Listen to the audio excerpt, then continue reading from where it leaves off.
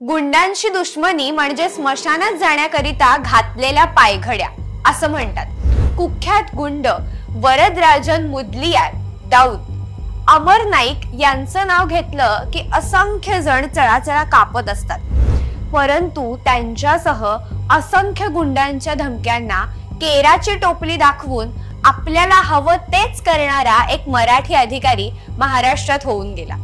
अनेक कुख्यात गुंड या खमक्या मराठी अधिकाऱ्याला घाबरत होते हे सांगितलं तर कुणाला खरं वाटणार नाही, पण हा इतिहास आहे। तो काळ होता 1992-93 चा। बाबरी ढाचा जमीनदोस्त करण्यात आल्यानं मुंबईत बॉम्बस्फोट झाले होते। धार्मिक दंगलींच्या काळात मुंबई होरपळत होती।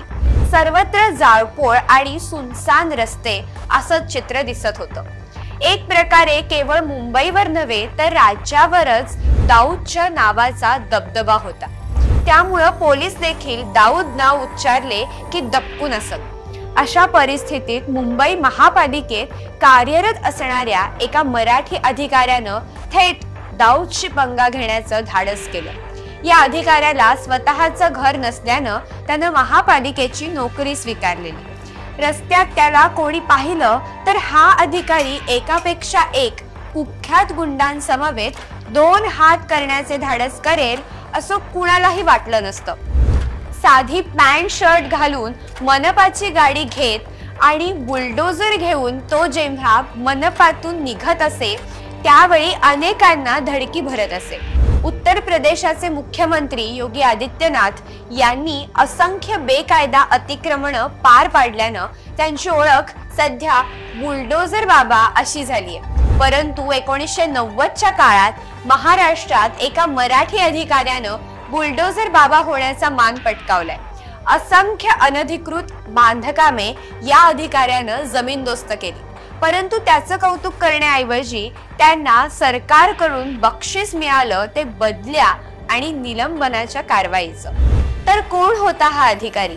त्याला जीवे मारण्याच्या धमक्या कोणी दिल्या? दाऊदनं त्याच्या कोणत्या अनधिकृत इमारतीचे पाडकाम करू नये याकरिता त्याला तब्बल 10 कोटी आणि मुंबई सोडून कोठेही प्रशस्त फ्लॅट देण्याचा प्रस्ताव ठेवला होता। यासारख्या असंख्य प्रश्नांसह त्या अधिकाऱ्याविषयी आणि त्याच्या कार्यपद्धतीविषयी जाणून घेऊया आजच्या भागातून। नमस्कार, मी श्रावणी चरणकर आणि तुम्ही पाहताय सत्यवेद। महाभारतातील एका प्रसंगात द्रोणाचार्यांकडून शिष्यांनी धनुर्विद्येचं शिक्षण पूर्ण केलं। त्यानंतर द्रोणाचार्य यांनी शिष्यांची परीक्षा घेतली। याकरिता त्यांनी एका झाडावर लाकडी पोपट ठेवला आणि त्यावर नेम धरायला सांगितलं। इतर शिष्यांचं लक्ष पोपट्यासह अन्यत्र जात होतं। मात्र अर्जुनानं मला फक्त पोपटाचा डोळा दिसतो असं उत्तर द्रोणाचार्यांना दिलं आणि डोळ्याचा अचूक वेध घेतला।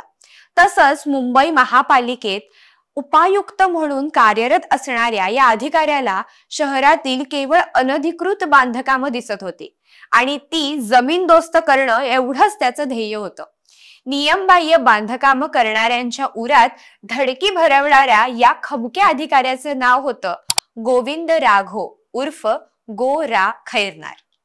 नाशिकच्या कळवण तालुक्यातील अवघ्या 2000 ची लोकसंख्या असलेल्या पिंपळगावमध्ये खैरनार यांचा जन्म झाला। त्यांच्या घराण्यात कोणीही शाळेची पायरी चढलं नव्हतं, परंतु गो रा खैरनार यांनी शालेय आणि महाविद्यालयीन जीवनात चांगलं यश संपादन केलं।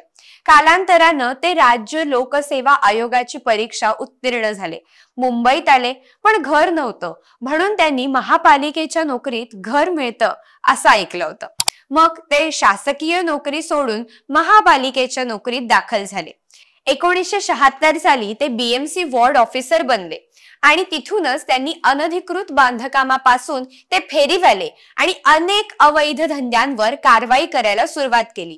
काही वर्षांनी ते मुंबई महापालिकेत सहाय्यक लेखापाल म्हणून रुजू झाले। तो काळ होता 1990 चा। तेव्हापासून खैरनार हे नाव चर्चेत आलं ते बेकायदा बांधकाम तोडफोडीच्या घटनांमुळे। खैरनार यांनी कोणाचीही भिडभाड न ठेवता एकाकीपणे कायदेशीर चौकटीत राहून जी बांधकामं पाडली त्याची माहिती त्यांनी लिहिलेल्या एकाकी झुंज या आत्मचरित्रात्मक ग्रंथात आली आहे।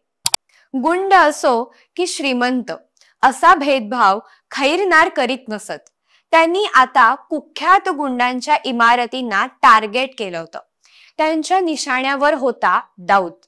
खैरनार यांनी सुरू केलेली तोडफोडीची कारवाई रोखण्यासाठी त्यांची बदली करावी अशा मागण्या दाऊदच्या सहकाऱ्यांसमवेत खासदार बनातवाला आणि आमदार बशीर पटेल यांनी तत्कालीन मुख्यमंत्री सुधाकर नाईक यांच्याकडे केली होती।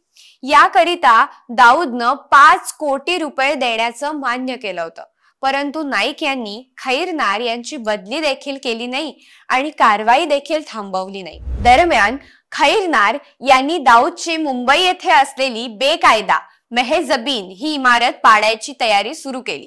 याची कुणकुण दाऊदला लागताच त्यानं खैरनार यांचा सहकारी असलेल्या पटेल या नामक व्यक्तीकडे स्वतःचे हस्तक पाठवले आणि त्यांच्या पुढे खैरनारांकरिता एक प्रस्ताव ठेवला।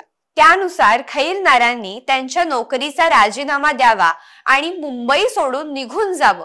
त्या बदल्यात दाऊदच्या वतीनं खैरनार यांना 10 कोटी आणि मुंबई व्यतिरिक्त अन्य कोणत्याही शहरात प्रशस्त फ्लॅट किंवा बंगला देण्याचं ठरलं होतं।